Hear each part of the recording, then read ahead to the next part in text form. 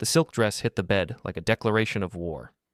I stood in the doorway of our bedroom, watching my wife Julia lay out her weapons of choice. The little black number that cost more than my monthly truck payment. The emerald green one that made her eyes sparkle.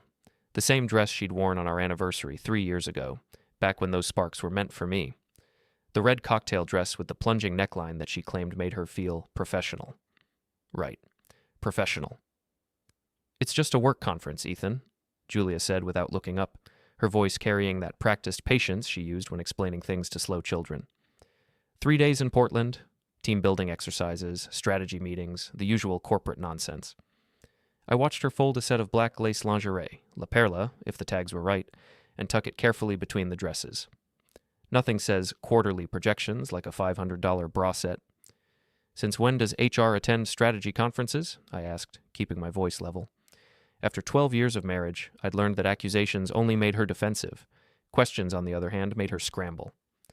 "Since Derek thinks my input on employee engagement metrics could be valuable," she smoothed the red dress with unnecessary care. "He specifically requested that I join the executive team for this one." Derek, her boss.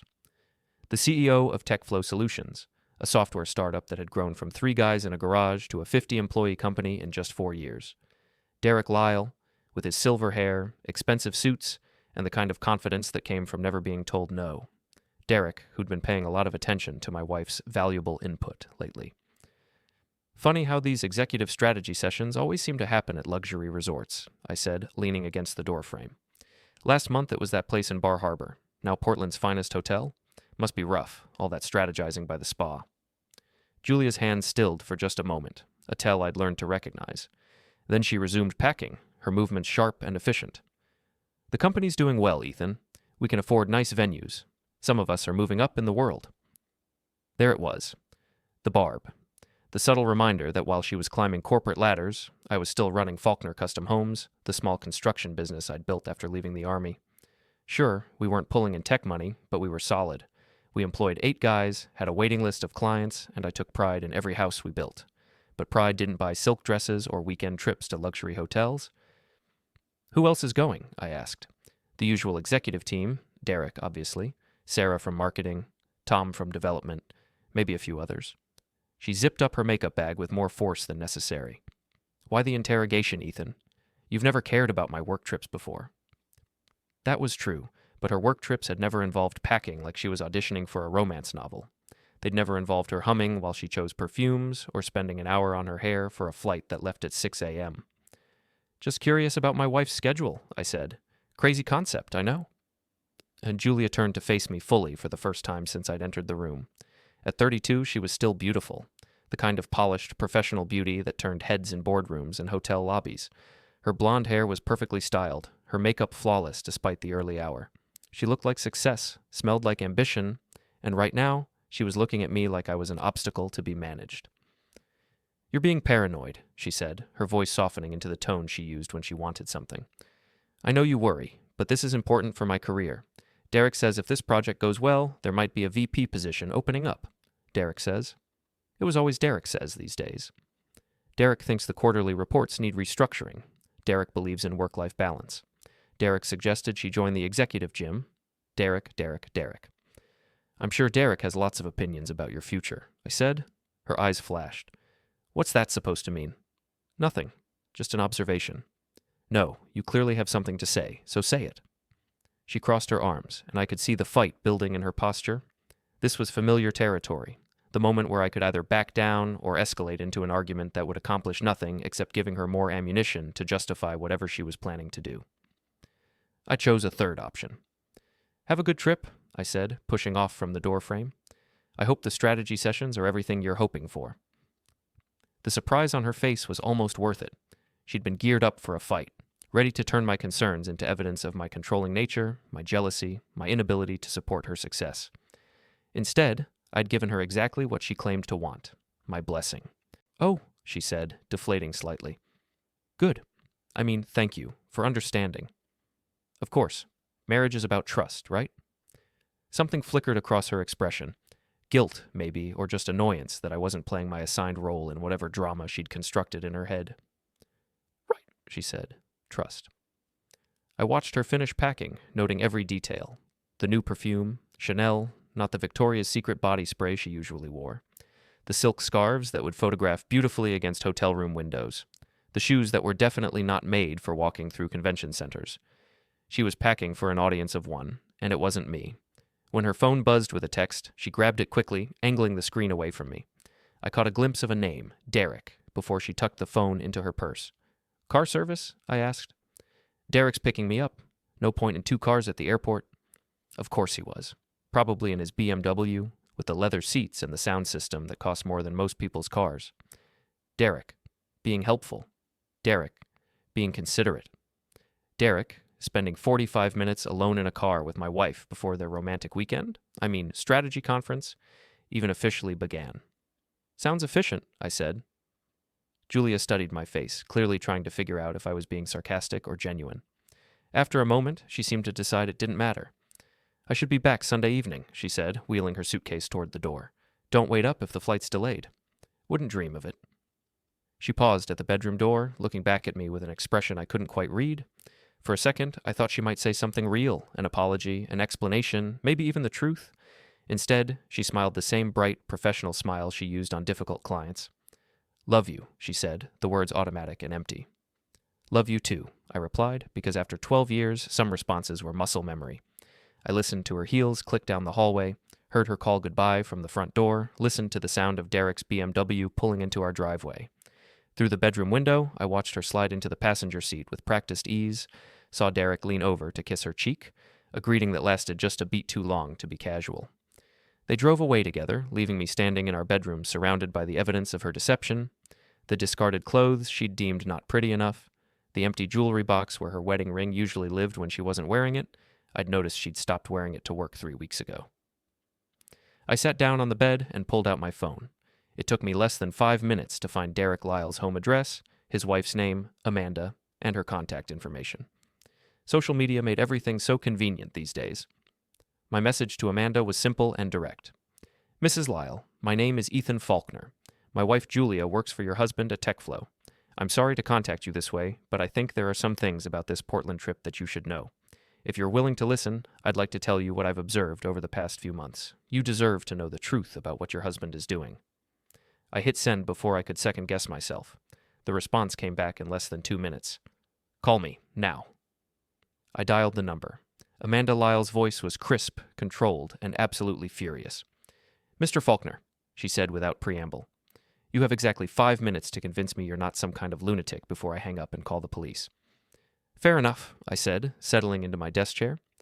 3 weeks ago, your husband started texting my wife at all hours.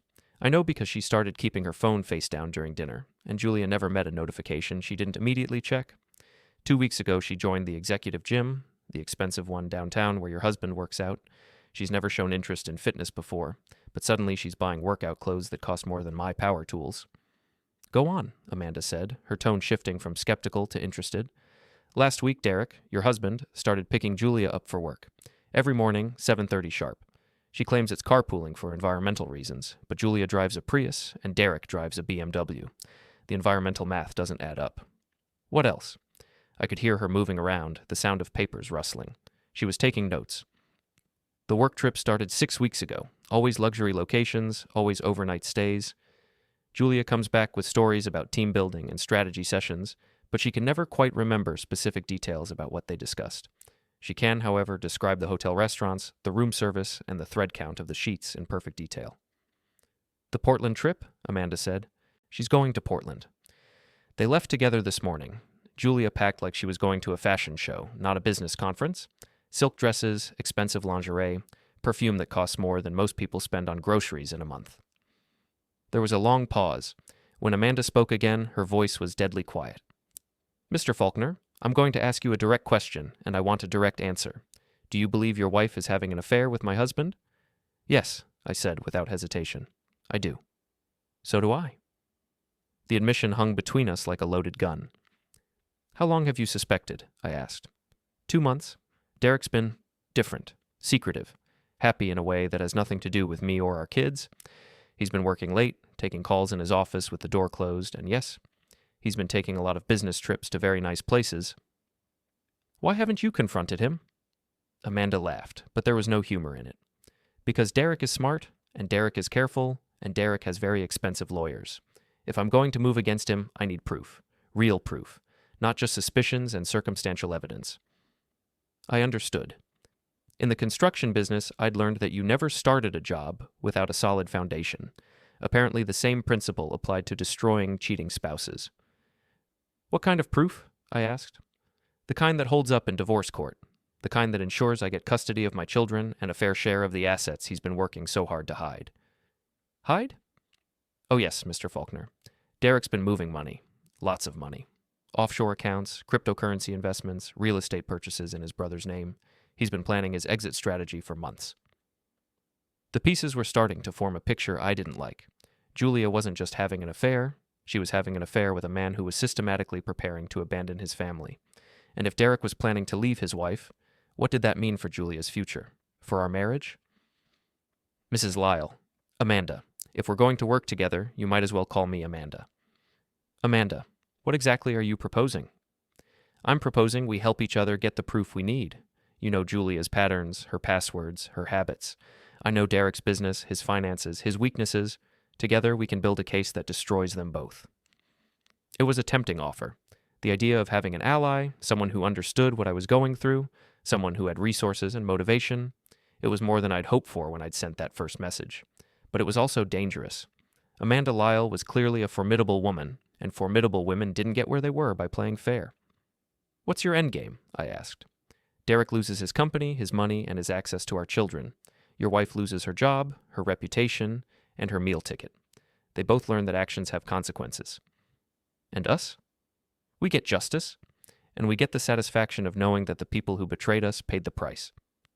I thought about Julia, probably settling into some luxury hotel suite right about now, maybe ordering room service, maybe already planning her evening with Derek. I thought about the way she'd looked at me this morning, like I was an inconvenience, a problem to be managed rather than a husband to be respected. I'm in, I said. Good. Here's what we're going to do first.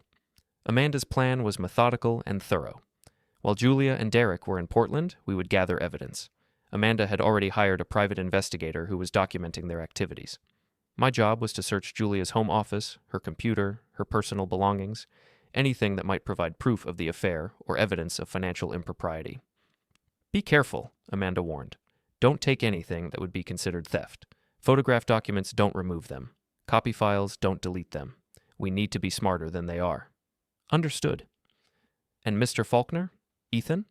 When this is over, when we've destroyed their little fantasy and taken everything they thought they were going to steal from us, it's going to feel good, but it's also going to hurt.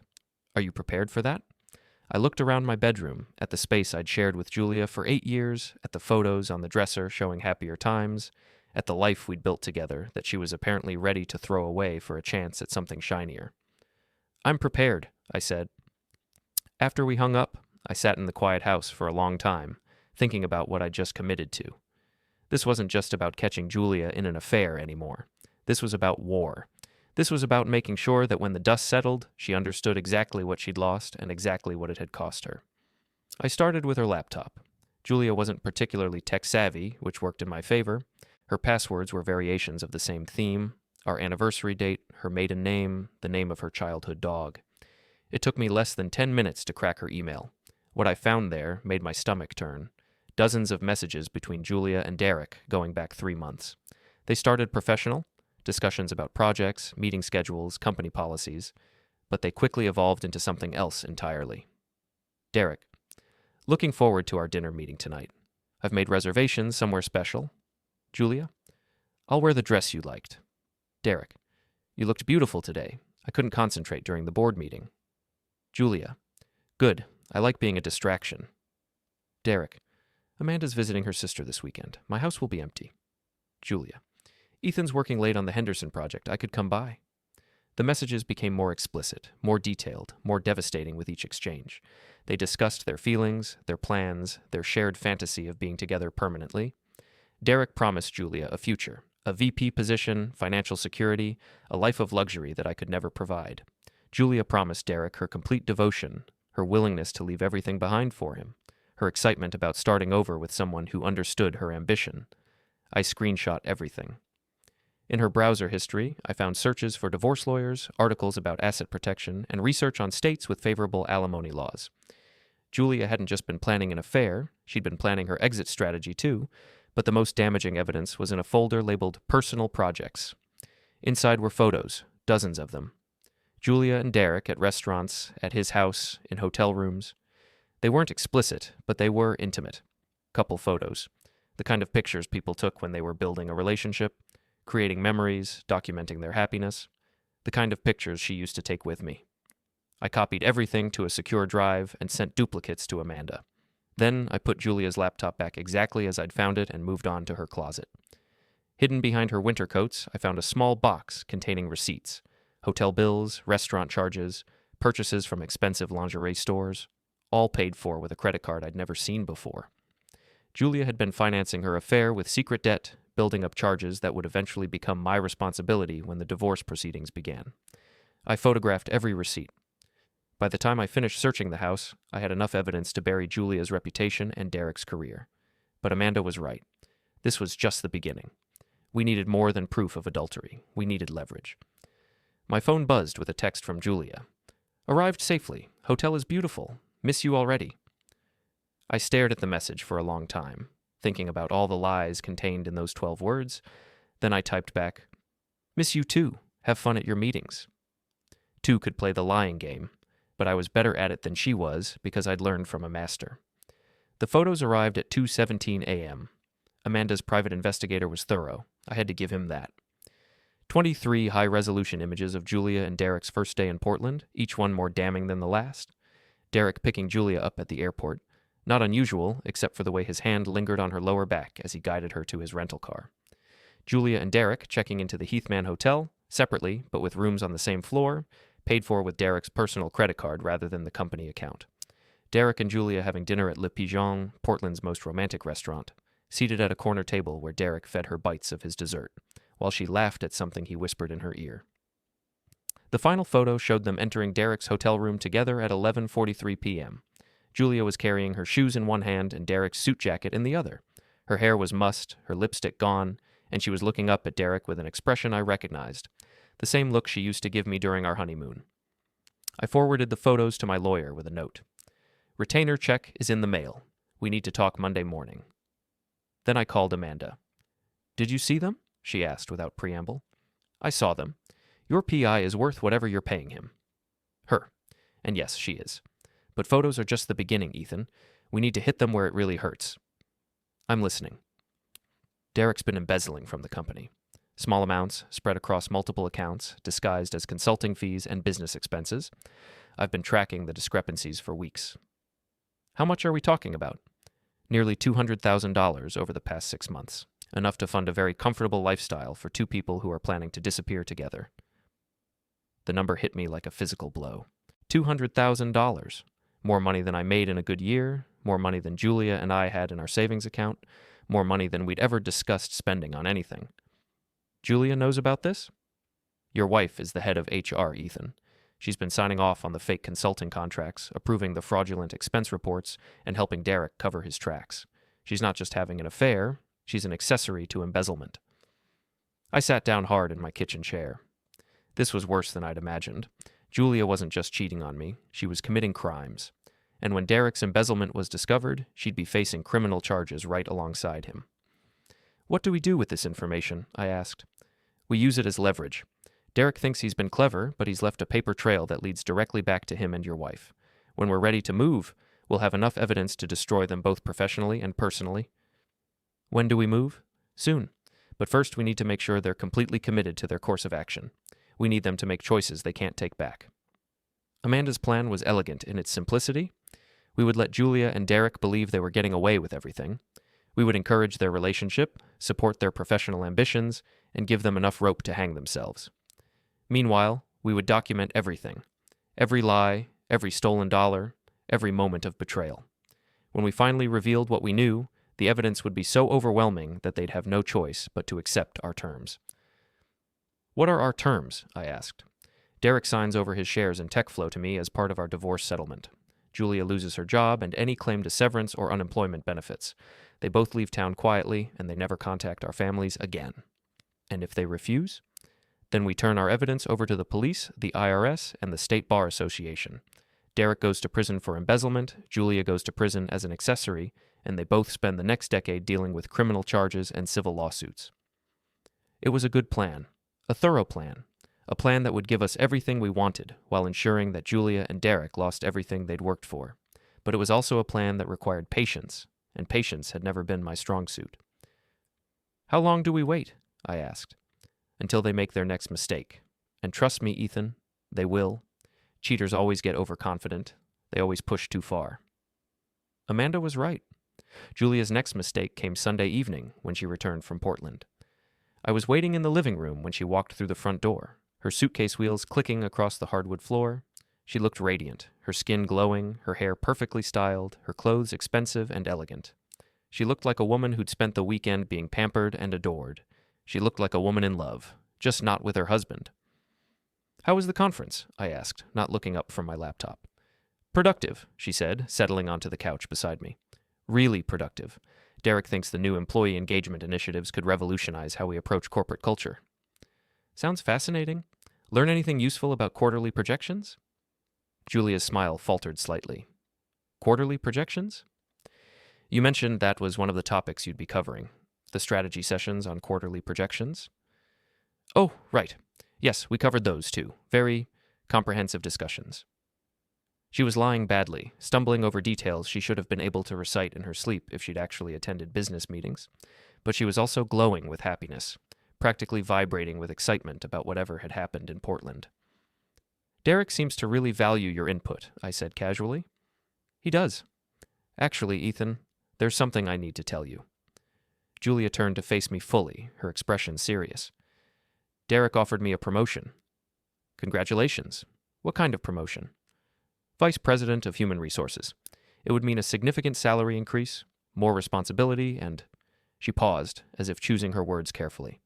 It would mean traveling more, working more closely with the executive team, longer hours. More time with Derek, you mean? More time with all the executives. It's a real opportunity, Ethan, the kind of career advancement I've been working toward for years. I studied her face, noting the flush in her cheeks, the brightness in her eyes, the way she couldn't quite meet my gaze when she mentioned working closely with Derek. When would this start? I asked. Immediately. Derek wants to announce it at tomorrow's staff meeting. Fast timeline. Good opportunities don't wait around, Julia said, and for the first time there was an edge to her voice. Some of us are ready to move forward with our lives. There it was again, the subtle dig, the implication that I was somehow holding her back, that my contentment with our current life was a character flaw rather than a choice. Well, I said, closing my laptop and standing up, I guess congratulations are in order. Julia blinked, clearly expecting more resistance. You're okay with this? Why wouldn't I be? It's your career, your decision. If Derek thinks you're VP material, who am I to argue? Thank you for being supportive. Of course. That's what husbands do, right? Support their wives' ambitions. I leaned down and kissed her forehead, noting the faint scent of unfamiliar cologne in her hair. I'm going to grab a beer, I said. Want anything? No, I'm fine. I think I'll take a bath and get ready for tomorrow. As she headed upstairs, I pulled out my phone and sent a quick text to Amanda. Julia got promoted to VP. They're moving fast. The response came back immediately. Perfect. Let them think they're winning. But as I listened to Julia running water for her bath, humming the same song she'd hummed on our wedding day, I realized that this wasn't just about winning anymore. This was about survival, and only one of us was going to make it out intact. The staff meeting was at 10 a.m. on Monday. I knew because Julia had mentioned it 3 times during breakfast, each time with barely contained excitement. She'd chosen her outfit carefully, a navy blue dress that was professional yet flattering, paired with the pearl necklace I'd given her for our anniversary. She looked beautiful. She looked successful. She looked like a woman who was about to get everything she'd ever wanted. At 10:15, I called TechFlow's main number. TechFlow Solutions, this is Rebecca. How can I help you? Hi, Rebecca. This is Ethan Falkner, Julia Falkner's husband. I'm trying to reach her, but she's not answering her cell phone. Could you transfer me to her office? Oh, Mr. Falkner. Congratulations on Julia's promotion. She must be so excited. Thank you, yes, we're thrilled. Is she available? Actually, she's in the conference room right now with Mr. Lyle and the other executives. They're having a celebration lunch for her promotion. Should I take a message? No message. I'll try her cell again later. I hung up and immediately called Amanda. They're having a celebration lunch, I said. Just the executives. I know. Derek texted me that he'd be late for dinner because of a business lunch. He's getting sloppy. Or confident? Same thing in the end. Are you ready for the next phase? I looked around my empty house. The house Julia and I had bought together, decorated together, planned to grow old in together. In a few hours, that future would be officially dead. I'm ready. Good. It's time to let them know we're watching. Amanda's plan was psychological warfare at its finest. Instead of confronting Julia and Derek directly, we would make them paranoid. We would let them know that their secret wasn't as secret as they thought, without revealing how much we actually knew. The first shot was fired at 2 p.m. when Amanda showed up at TechFlow's offices. According to the receptionist I'd befriended, Rebecca was surprisingly chatty when I called to surprise Julia with flowers. Amanda walked into the building like she owned it, wearing a designer suit and carrying a briefcase that probably cost more than most people's rent. I'm here to see my husband, she told Rebecca. Derek Lyle. I have some papers for him to sign. Derek, of course, was still at his celebration lunch with Julia. Amanda waited in his office for 45 minutes, making herself comfortable behind his desk, reviewing files, and generally making her presence known to every employee who walked by. When Derek finally returned, with Julia at his side, both of them laughing about something, he found his wife sitting in his chair, looking through his appointment calendar. Amanda, Derek said, and even from Rebecca's second-hand account, I could hear the panic in his voice. What are you doing here? Waiting for my husband, Amanda replied calmly. We need to discuss some financial discrepancies I found in our joint accounts. Unusual charges, expensive hotels, restaurants, gifts I don't remember receiving. Julia, according to Rebecca, went pale and excused herself immediately. Derek tried to play it off as a misunderstanding, but Amanda wasn't buying it. We'll discuss this at home, she told him, loud enough for half the office to hear. All of it. She left without another word, but the damage was done. By 4 p.m., the entire office was buzzing with speculation about the Lyle's marriage troubles and what it might mean for the company. Julia called me at 4:30. Ethan, she said, and I could hear the stress in her voice. Can you come pick me up from work? My car won't start. Her car was fine. I'd checked it myself that morning, but Julia needed an excuse to leave the office early to escape the gossip and speculation that Amanda's visit had generated. Of course, I said. I'll be there in 20 minutes. When I arrived at TechFlow, Julia was waiting by the front entrance, looking nervous and distracted. She slid into my truck without her usual complaints about the height of the step or the smell of sawdust. Rough day? I asked as we pulled out of the parking lot. You could say that. Derek's wife showed up at the office today. She seemed upset about something. That's unfortunate. Everything okay with their marriage? Julia shot me a sharp look. How would I know? I don't get involved in my boss's personal life. Of course not. Just making conversation. We drove in silence for several minutes before Julia spoke again. Ethan, can I ask you something? Sure. Have you been, I don't know, talking to anyone about us? About our marriage? What do you mean? I mean, have you discussed our relationship with anyone? Friends, family, neighbors? I kept my eyes on the road, my voice casual. Should I have something to discuss? No, of course not. Amanda Lyle was asking the receptionist about me today, about how long I've worked there, what my role is, whether I travel much for business. It seemed like she was fishing for information. Maybe she's just taking an interest in her husband's employees. Some spouses do that. Maybe. But Julia didn't sound convinced. That evening, Julia was distracted and jumpy. She checked her phone constantly, started conversations she didn't finish, and kept looking out the windows as if she expected to see someone watching the house. At 8 p.m., her phone rang. Derek's name appeared on the screen. I should take this, she said, stepping into the kitchen for privacy. I couldn't hear the conversation, but I could see Julia's body language through the doorway. She was pacing, gesturing, her voice rising and falling in the rhythm of an argument.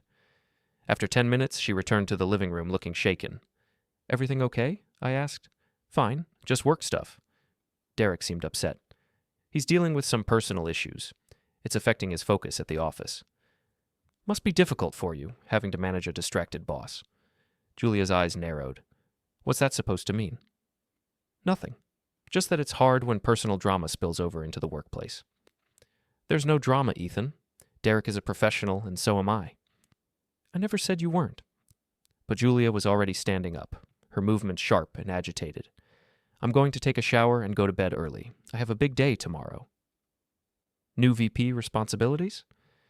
Among other things. She headed upstairs without kissing me goodnight, leaving me alone in the living room with the satisfaction of knowing that Amanda's psychological warfare was working perfectly. Julia and Derek were rattled. They were starting to suspect that their secret was out, but they didn't know how much we knew or what we planned to do about it. They were making mistakes, getting sloppy, turning on each other under pressure, which meant it was time for Phase 2. At 11 p.m., I sent Julia a text from a number she wouldn't recognize. Saw you at Le Pigeon in Portland. Beautiful restaurant. Hope your husband doesn't mind you dining with other men. I watched the phone light up on her nightstand upstairs, heard her gasp as she read the message. Then I deleted the text from my burner phone and went to sleep, dreaming about the look on Julia's face when she finally realized that her perfect plan was falling apart. Tomorrow, things would get interesting. Julia didn't come down for breakfast. I found her in our bedroom at 7 a.m., sitting on the edge of the bed in her robe, staring at her phone with the expression of someone who just watched their world collapse. Morning, I said, keeping my voice light. Coffee's ready downstairs? She looked up at me with red-rimmed eyes. Ethan, we need to talk. About what? About us. About our marriage. About... She gestured helplessly at her phone. About everything. I sat down beside her on the bed, close enough to see the anonymous text still displayed on her screen. What's wrong, honey? You look upset. Someone's been watching me. Watching you? What do you mean? Julia turned the phone toward me, showing me the message I'd sent the night before. This? Someone saw me in Portland. Someone knows I was at that restaurant. I read the text with what I hoped looked like confusion and concern. Le Pigeon? Isn't that the place you mentioned from your business dinner? Yes, but... Julia paused, clearly trying to figure out how much to reveal. The message makes it sound like I was doing something wrong. Were you? The question hung between us like a loaded gun. Julia's face cycled through a dozen expressions, guilt, fear, anger, calculation, before settling on wounded innocence. Of course not. It was a business dinner with Derek and the other executives, but someone took it out of context. Maybe it was just a coincidence. Someone from town who happened to be in Portland saw you at the restaurant, didn't realize it was a work function. Maybe, Julia said, but she didn't sound convinced. Her phone buzzed with another text. This one was from Derek. We need to talk. My office. Now. Julia's hands were shaking as she typed back. On my way. A crisis at work? I asked. Something like that. She stood up and started getting dressed, her movements quick and nervous. I might be late tonight. Derek's dealing with some complications. Anything I can help with? No, this is something I need to handle myself. She left the house 20 minutes later, driving too fast and checking her rearview mirror constantly. I waited until she was out of sight, then called Amanda. Phase 2 is in motion, I said. They're panicking. Good. Derek barely slept last night. He kept checking his phone, looking out windows, jumping at every sound. I think he's starting to realize that whatever game he's been playing, the rules have changed. What's our next move? We let them make the next mistake. Paranoid people do stupid things, Ethan. All we have to do is wait. But I was tired of waiting. I'd spent months watching my wife lie to my face, steal from our marriage, and plan her escape with another man. I'd spent weeks gathering evidence, building cases, and playing psychological games. I wanted action. Amanda, I said, what if we forced their hand? What if we made them choose between coming clean or doubling down on their lies? What did you have in mind? A confrontation. Public, messy, impossible to deny or explain away. That's risky. If we move too early, before we have all the evidence we need, we have enough evidence to destroy them both. Photos, financial records, emails, text messages. What more do we need? Amanda was quiet for a long moment. When she spoke, her voice was thoughtful. You're right. We have everything we need to bury them. The question is, are you ready for the fallout? I'm ready. Then let's end this. The plan we devised was simple, elegant, and devastating. That evening, Derek and Julia would meet at their usual spot, a wine bar downtown where they'd been having their business meetings for the past month. They thought they were being discreet, but Amanda's private investigator had documented every rendezvous. At exactly 7 p.m., Amanda and I would walk into that wine bar together. We would sit down at their table, order drinks, and have a conversation about marriage, loyalty, and consequences. We would do it in front of everyone they knew, everyone they worked with, Everyone whose opinion mattered to their professional and social standing. By the time we were finished, their affair would be public knowledge, their careers would be over, and their reputations would be destroyed. "Are you sure about this?" Amanda asked as we sat in her car outside the wine bar. "Once we walk through that door, there's no going back." Through the window, I could see Julia and Derek at a corner table, leaning close together, their hands intertwined on the white tablecloth. Julia was wearing the red dress, the one she'd packed for Portland, the one that made her feel professional. Derek was stroking her wrist with his thumb, the same gesture he probably used on his wife during happier times. They looked happy. They looked like a couple in love, planning their future together, celebrating their success at deceiving everyone around them. "I'm sure," I said. We walked into the wine bar together, Amanda's arm linked through mine like we were old friends meeting for drinks. The hostess tried to seat us across the room, but Amanda smiled and pointed toward Julia and Derek's table. "Actually, we'd like to sit with our spouses," she said loudly enough for half the restaurant to hear. The color drained from Julia's face. Derek looked like he was about to be sick. "Ethan," Julia said, her voice barely a whisper, "what are you doing here?" "Having dinner with my wife," I said, pulling out a chair and sitting down. "And with Derek's wife. You remember Amanda, don't you? Derek's talked about her so much." Amanda sat down beside me, her smile bright and predatory. "Hello, darling," she said to Derek. "Surprise." The silence that followed was deafening. Other diners were starting to notice the tension at our table, the way Derek and Julia were frozen in place like deer in headlights. "This is awkward," I said conversationally. "Here we thought you were having a business meeting, and it looks more like a romantic dinner. Easy mistake to make, though. The hand-holding, the intimate conversation, the way you're looking at each other like you're planning to spend the rest of your lives together." "Ethan, please," Julia said, her voice shaking. "You don't understand." "I understand perfectly," I interrupted. "You're having an affair with Derek. You've been having an affair with Derek for months. You've been stealing money from his company to fund your relationship, lying to both of your spouses, and planning to run away together like teenagers." Derek finally found his voice. "You're out of line, Falkner. This is a private conversation."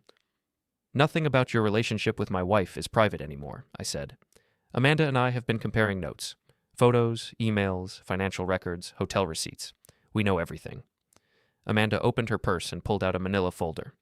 "Everything," she repeated, placing the folder on the table between them. "Would you like to see the evidence, or should we skip straight to discussing terms?" Julia was crying now, mascara running down her cheeks, her carefully constructed facade crumbling in real time. "Please," she whispered. "Not here. Not like this." "Where then?" I asked. "In our bedroom, where you planned this whole thing?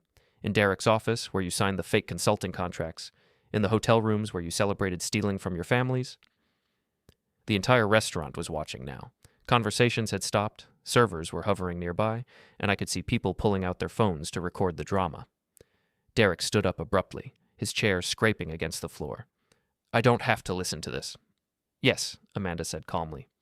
"You do. Because if you walk away from this table, if you leave this restaurant, if you so much as think about running, I will call the police, the FBI, and the IRS. I will have you arrested for embezzlement, fraud, and tax evasion. I will make sure you spend the next decade in federal prison." Derek sat back down. "Now," Amanda continued, "let's discuss how this is going to work.